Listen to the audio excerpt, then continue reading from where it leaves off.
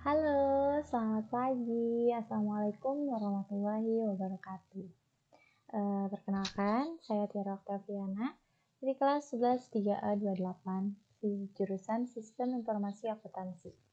Kebetulan saya di UPSI Kampus Kota Sukabumi. Assalamualaikum warahmatullahi wabarakatuh. Perkenalkan, nama saya Eva Narulita dari Sistem Informasi Akuntansi. Di sini kita pertama akan membahas tentang analisa sistemnya. Kebetulan di sini pada toko Dewi Keramik itu masih manual. Jadi kita akan bahas tentang tata cara penjualan di sana seperti apa. Mari sebelumnya kita perkenalkan dulu. Kita terdiri dari 2 orang.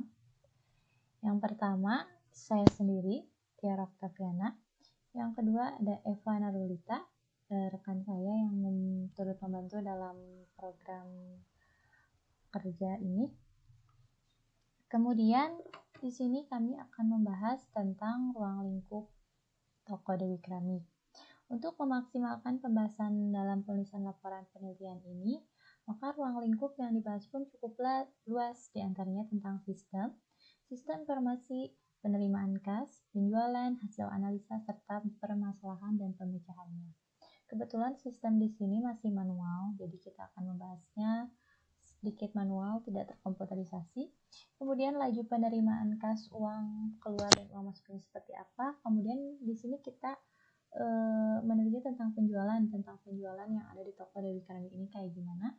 Kemudian diterangkan hasilnya kepada pemimpin, serta permasalahan-permasalahan yang ada di toko Dewi Keramik dan pemecahannya harus bagaimana. Nah, di sini ada profil toko Dewi Keramik adalah sebuah perusahaan milik pribadi yang bergerak di bidang perdagangan seputar bahan baku bangunan seperti keramik, shower, pintu WC, wastafel, keran air, dan lain-lain. Toko Dewi Keramik didirikan pada bulan Juni tahun 1996 oleh Bapak Halim Sailan, yang kemudian diserahkan pengelolaannya kepada Bapak Helmi sejak tahun 2000, yang berlokasi di Jalan Raya Cibatu nomor 237 Cisaat, Sukabumi. Di sini ada visi dan misi pada toko Dewi Keramik. Misinya dikenal, dipercaya, dan dijadikan sumber utama penyedia bahan baku bangunan yang mumpuni bagi konsumen wilayah Sukabumi. Misinya, 1. Meningkatkan pendapatan ekonomi dengan sebanyak-banyaknya. Yang kedua, meningkatkan mutu dan kualitas sumber daya bahan baku bangunan. Yang ketiga, meningkatkan pelayanan kepada konsumen dengan baik. Di sini ada struktur organisasi toko Dewi Keramik. Yang pertama ada si pemilik. Yang kedua, yang mengelola toko tersebut. Di bawahnya adalah administrasi dan keuangan serta pemasaran. Dan ada juga gudang, pengepakan, dan pengiriman. Nah, di sini ada proses bisnis sistem berjalan. Yang ke-1, sistem informasi akuntansi penerimaan kas atas penjualan tunai tanpa melalui proses pengiriman produk.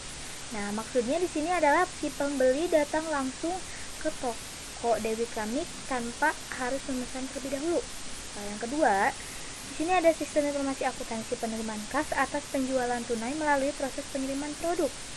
Si pembeli itu memesan terlebih dahulu kepada toko tersebut via telepon atau via lainnya untuk memesan barang dan mengirimnya ke rumah tersebut tanpa datang langsung ke toko Dewi Keramik tersebut.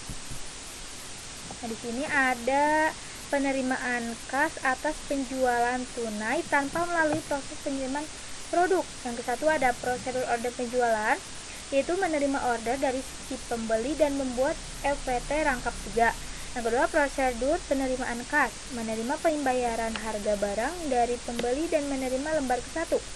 Yang ketiga, prosedur penyerahan barang, pengiriman dan membandingkan FPT lembar ke-1 dari pembeli dan FPT lembar kedua dari bagian gudang, kemudian menyerahkan barang kepada pembeli dengan FPT lembar ke-1.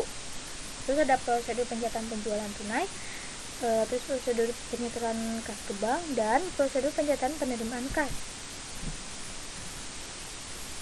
Kita skip dulu. Nah, selesai sistem penerimaan kas atas penjualan tunai tanpa melalui proses pengiriman produk. Kita lanjut ke sistem informasi akuntansi penerimaan kas atas penjualan tunai melalui proses pengiriman produk. Sama aja, perbedaannya hanya di ini, prosedur penyerahan barang sama prosedur penerimaan kasnya.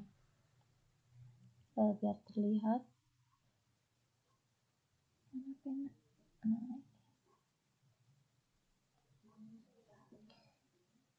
Ini ya. Pertama ada prosedur order penjualan. Sama, pembeli membuat EPT rangkap 3. Maksudnya kita ya menerima order dari pembeli dan kita langsung membuat fakturnya. Dan kita masuk ke prosedur penyerahan barang.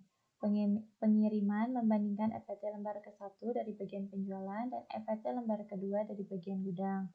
Kemudian menyerahkan barang kepada bagian transportasi dan faktur lembar ke-1. Di sini misalnya si pembeli itu nelpon ke toko Dewi Keramik, pesen keramik misalkan 2 box gitu kan. Nah, kita langsung catat kan fakturnya tuh rangkap 3. Yang pertama kita simpan dulu.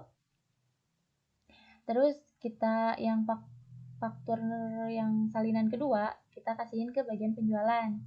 Nah, dari bagian penjualan, bagian gudang maksudnya, dari bagian gudang dia nyari barangnya tuh apa aja yang harus dikasihkan ke pembeli. Setelah itu kita menyerahkan barang kepada bagian transportasi dan juga lembar pertama yang harus dibayar sama pembeli. Jadi barang sama faktur pertama itu diserahkan ke pembeli. Setelah itu masuk ke prosedur penerimaan kas. Di sini menerima pembayaran harga barang dari pembeli melalui bagian transportasi dengan menerima faktur lembar ke-1 yang sudah ditandatangani oleh pembeli.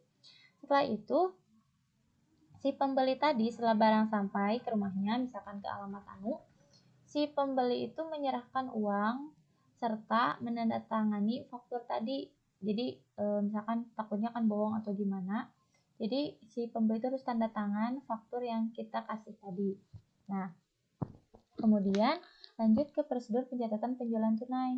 Setelah itu kan ada bagian yang arsip nih, yang lembar ketiga. Kita catat buat laporan ke bagian pimpinan. Nah, kemudian setelah itu prosedur penyetoran kas ke bank. Jadi kita kumpulin dulu uangnya ada berapa, setelah menumpuk atau terlalu banyak di toko, kita setorkan ke bank untuk menghindari hal-hal yang tidak diinginkan. Kemudian ada prosedur pencatatan penerimaan kas. Di sini pun sama, belum melaksanakan pencatatan ini di toko Dewi Keramik. Nah, kemudian setelah proses sistem berjalannya selesai, kita masuk ke activity diagram. Sama seperti yang saya sudah jelaskan, di sini ada pelanggan, di sini ada petugas, di sini ada pimpinan. Kita asumsikan petugas itu saya. Nah, misalkan pelanggan nih, si A, pesan produk. Terus pengen shower misalnya. Serahkan, kita nanya ke bagian petugas. Ini pesanan diterima sama dia. Kita langsung melakukan pencatatan faktur atau di sini disebutnya cek pesanan. Kemudian bila selesai, lanjut ke proses bayar. Selagi menunggu proses bayar, kita melaju ke proses pemesanan. Setelah proses pemesanan selesai, nah kemudian barang diterima. Barang disimpan dulu ke bagian gudang kan. Nah, kita proses bayar dulu si pembeli, maksudnya pelanggan, dilakukan. Kemudian kalau udah beres ada pembayaran, kita lakukan proses pemesanan. Sudah beres, terima, oke, beres. Jika tidak, Jika barangnya tidak ada, kita lakukan proses pembatalan dan selesai. Kemudian setelah proses pembayaran sudah dibereskan, kita terima faktur yang ketiga. Lalu kita siapkan barang dan kita nota bayar. Di sini ada nota bayar. Kita serahkan juga ke bagian petugas yang mengurusi kayak bagian penjualan gitu ya, penjualan mereka hasil penjualan. Jadi kita rekap hasil penjualannya, terus update hasil penjualannya kayak gimana, menurun apa enggak. Kemudian kita akan, yang tadi kan dapat nota yang rangkap 3 itu kan udah selesai di audit, di input, selesai. Kemudian di sini ada barang, rekap sama kayak nota bayar sama barang, kita rekap data penjualannya, terus update stok barang. Takutnya stok barang yang sudah dibeli sama pelanggan habis. Setelah itu laporan data dan hasil penjualan masuk ke pimpinan. Nah, laporan data dan hasil penjualan di sini setelah selesai ini rekap hasil penjualan sama stok, baru kita laporin ke pimpinan. Kemudian selesai. Nah, kita lanjut. Dokumen masukan dan dokumen keluaran. Di sini ada dokumen masukannya terlebih dahulu. Di sini ada nama dokumennya faktur penjualan tunai toko Dewi Keramik. Fungsinya sebagai bukti transaksi pemesanan. Sumbernya dari marketing atau bisa disebut petugas tadi, kasir. Tujuannya buat customer atau pelanggan. Medianya yang digunakan adalah kertas. Masih berbentuk kertas karena di sini masih manual. Frekuensi yang di sini setiap terjadi transaksi. Jadi kalau misalkan ada yang datang ke toko kita, baru kita catat dia mau ngapain. Kemudian ada spesifikasi bentuk dokumen keluaran. Ada dokumen 1. Yang pertama, dokumen 1 itu masuk ke faktur penjualan tunai. Fungsinya sebagai bukti pembayaran atas pemesanan. Sumbernya dari marketing, jadi dari kasir. Tujuannya buat customer, sama aja. Terus medianya kertas, frekuensinya setiap terjadi transaksi. Terus ada dokumen 2. Di sini ada laporan penjualan, fungsinya untuk melaporkan kegiatan penjualan. Setelah beres di sini, kita laporin ke, tujuannya buat ke pemilik toko Dewi Keramik. Masih medianya kertas karena kita masih manual, dan frekuensinya setiap hari penjualan berakhir. Jadi misalkan kita buka toko jam 8, tutup jam 5. Nah, kita tuh harus selesai sebelum jam 5. Biasanya toko tutup tuh jam 4. Nah, kita disediain sekitar 1 jam buat nyusun laporan penjualan. Kemudian lanjut, permasalahan yang ada di toko Dewi Keramik. Toko Dewi Keramik adalah sebuah perusahaan dagang yang bergerak di bidang bahan baku bangunan yang masih menggunakan sistem yang sangat manual. Adapun masalah yang timbul karena perdagangan dengan sistem manual tersebut adalah adanya data persediaan dan pengadaan barang yang tidak akurat karena kurang terkontrol, serta pelaporan hasil penjualan atau proses perekapan data yang kurang akurat karena ketidakefektifan ketika melakukan prosesnya. Yang juga masalah tersebut terus terjadi pada bulan-bulan berikutnya sehingga menghambat proses kemajuan dan perkembangan perusahaan. Jadi karena tokonya masih sistemnya manual, jadi takutnya banyak yang nggak terkontrol gitu. Kayak dari data persediaan, stok, terus kita laporan penjualannya ke pimpinan bagaimana. Kan di sini rawan terjadi pemalsuan ya. Terus kalau misalkan ada yang maksudnya kayak mencuri atau gitu kan nggak kelihatan ya.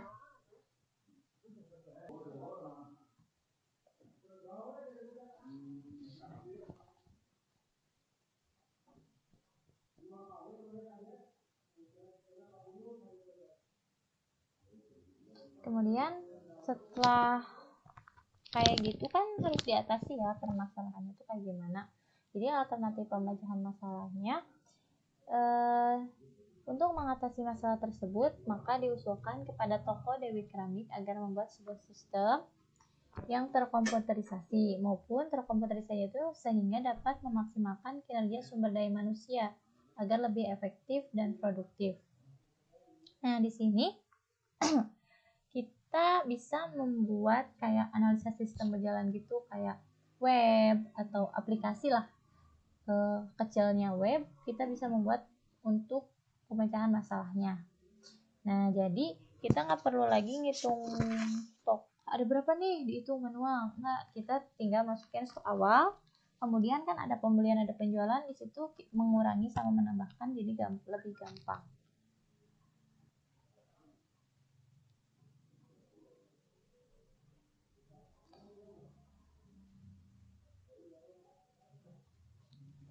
Oke, setelah itu kita selesai, kita masuk ke kesimpulan. Berdasarkan penelitian yang telah dilakukan di perusahaan Dewi Keramik, sistem penerimaan kas atas penjualan tunai pada Dewi Keramik tersebut masih menggunakan sistem manual, di mana dalam prosesnya seringkali timbul permasalahan, sehingga dapat menghambat pekerjaan yang ada. Saran mengacu pada permasalahan yang ada baiknya perusahaan mencoba meningkatkan sistem-sistem yang manual tersebut dengan cara membuat program aplikasi yang sudah saya sebutkan tadi, yang secara tidak langsung dapat mengurangi pekerjaan yang harus dilakukan secara manual, sehingga perusahaan dapat meningkatkan kinerja sumber daya manusia yang ada, serta perusahaan tersebut dapat berkembang dan dapat mengatasi persaingan yang semakin hari semakin meningkat, bahkan mengancam perusahaan. Jadi biar nggak ketinggalan zaman juga, kita bisa meminimalisir pekerja. Kalau misalkan ada itu, jadi kita nggak perlu ada bagian gudang harus ada berapa nih sisanya, misalkan ada berapa nih harus ada itu. Nah, kalau ada aplikasi kan gampang, tinggal masukin stok awal, stok akhir, yang kayak gitu. Ini daftar pustaka yang kita ambil. Terima kasih kepada Kami ucapkan terima kasih kepada Rektor Universitas Bina Sarana Informatika, kemudian Ketua Program Studi Sistem Informasi Akuntansi Bapak Rizal Amedia, dan banyak-banyak terima kasih kepada dosen Sistem Informasi Akuntansi selaku mata kuliah ini, Ibu Lisaumi Ramdhani, Eskom Mkom, yang sudah meluangkan waktu, tenaga, dan pikiran untuk membantu penulis dalam menyelesaikan penelitian dan makalah ini. Saya ucapkan terima kasih untuk semuanya. Bila ada yang ingin ditanyakan, boleh ditanyakan di kolom komentar. Kemudian, sekian dan terima kasih. Wassalamualaikum warahmatullahi wabarakatuh.